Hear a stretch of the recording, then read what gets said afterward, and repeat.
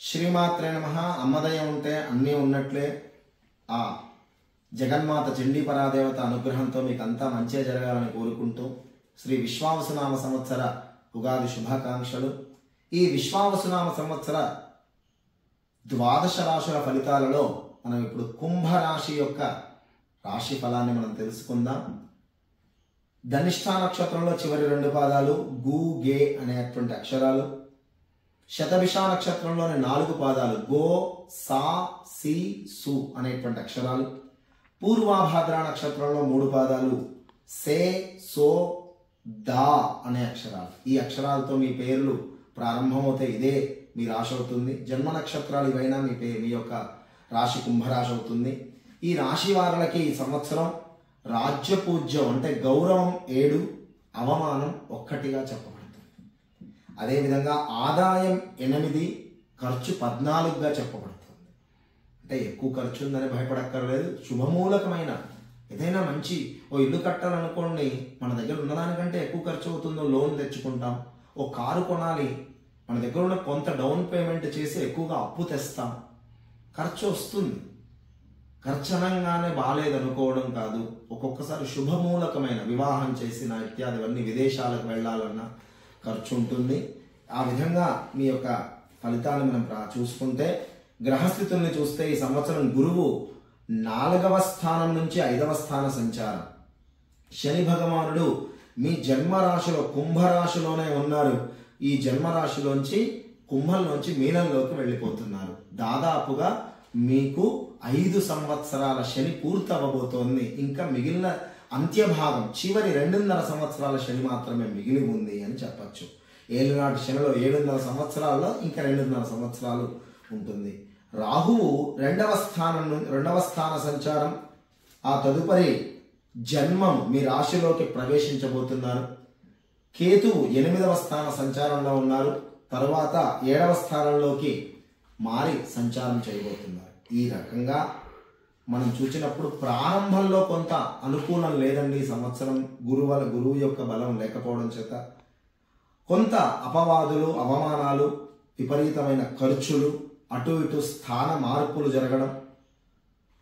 ద్వితీయార్థంలో మే 15, 16 తర్వాత నుంచి కొంత అనుకూలమైన కాలం ప్రారంభమవ్వచ్చు.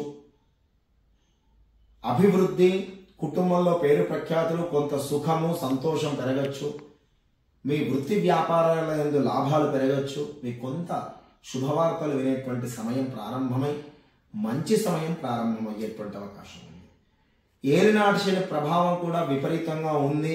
దీనివల్ల కొంత అనారోగ్య ఇబ్బందులు, భయము, అపవాదులు పడడము, తలవంపులు రావడం, బంధువుల్లో, మిత్రుల్లో, తెలిసిన వాళ్ళతో విరోధము, పార్ట్నర్షిప్ వ్యవహారాల్లో నష్టము, దుఃఖము ఇత్యాదివి వచ్చేటువంటి అవకాశం ఉంది. అసలు మనకు అవసరం లేని కలహాలు, గొడవలు కూడా వచ్చేటువంటి అవకాశం ఉంది. కొంత శని మార్పు తర్వాత మీనంలోకి ప్రవేశించిన తర్వాత కొన్ని పనులు అవుతుంటాయి, నిదానించి అవుతాయి. దాంట్లో మీరేం భయపడాల్సిన పని లేదు. కొంత ఆరోగ్య విషయంలో జాగ్రత్తగా ఉండండి. గొడవలు, కలహాల విషయంలో జాగ్రత్తగా ఉండండి. కష్టములు ఇత్యాదివన్నీ కొన్ని తగ్గుముఖం పడుతుంటాయి. నిదానమే ప్రధానము అనే పదాన్ని దగ్గర పెట్టుకొని మీరు ముందుకు సాగితే ఈ సంవత్సరం నుంచి బయటపడగలరు. తొందరపడితే మాత్రం ఇబ్బందుల్లో పడతారు. ప్రయాణాలు కూడా ఎక్కువగా ఉంటాయి. నిదానించి మీరు అనుకున్న పనులన్నీ కూడా నిదానంగా పూర్తవుతుంటాయి. ఓపిక ఎక్కువ ఉండాలి. వ్యవసాయదారులకు కూడా మధ్యమంగా ఉంది. కాకపోతే అప్పులు తీరుతాయి. నష్టమైతే ఉండదు, బాగా లాభాలైతే ఉండవు. కొంత లాభంతో బయటపడుతూ ఉంటారు వ్యవసాయదారులు. ఉద్యోగస్తులు బాగా శ్రమ ఉంటుంది కానీ గుర్తింపు రాదు. ఉద్యోగానికి డోకాలేదు కానీ కష్టముతో కూడుకొని జరుగుతుంది. మీ శ్రమకు తగిన ఫలితం రాకపోవచ్చు. ఆదాయం మాత్రం అందుతుంది, పర్వాలేదు. వ్యాపారస్తులకి కొంచెం పర్వాలేదు, లాభాలు పెరుగుతాయి. నష్టాల నుంచి చిన్నగా ఈ సంవత్సరం బయటపడతారు. కొంత దారిలో పడుతుంది మీ యొక్క వ్యాపారాలు, ఏ వ్యాపారమైనా కూడా. కొంత సెప్టెంబర్ ఆ సమయం నుంచి మంచి స్థితి బాగుంటుంది, లాభాల బాట కూడా పడతారు. రాజకీయాలలో కూడా మొదటి భాగంలో కంటే కూడా సంవత్సర ప్రారంభంలో కంటే కనుక రాను రాను కొంత మెరుగుపడి మంచి ఫలితాలు ఇచ్చేటువంటి అవకాశం ఉంది. బాగా చాలా బాగుంటుందని చెప్పలేం, కానీ మధ్యమంగా ఒక 50-60% రాజకీయ నాయకులకు బాగుంటుందని చెప్పచ్చు. విద్యార్థులకు రోజులు గడిచే కొద్దీ శ్రద్ధ పెరుగుతుంది.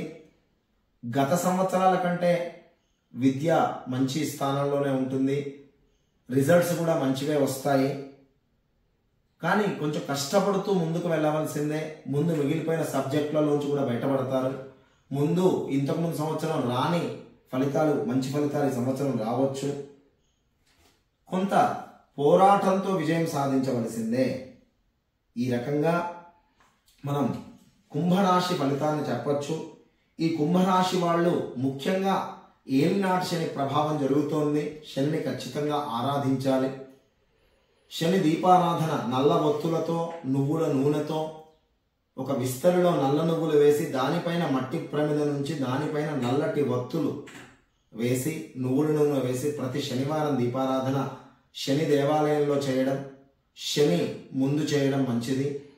శనికి నువ్వుల నూనెతో అభిషేకం చేయడం, నల్లటి వస్త్రం సమర్పించడం, నువ్వులు సమర్పించడం, 19 ప్రదక్షిణాలు చేయడం వల్ల శని దోషం తగ్గుతుంది. ఇలాంటి ఇబ్బందులన్నీ కూడా తగ్గుతాయి. శని త్రయోదశి రోజు ఈ శని ఆరాధన మంచిది.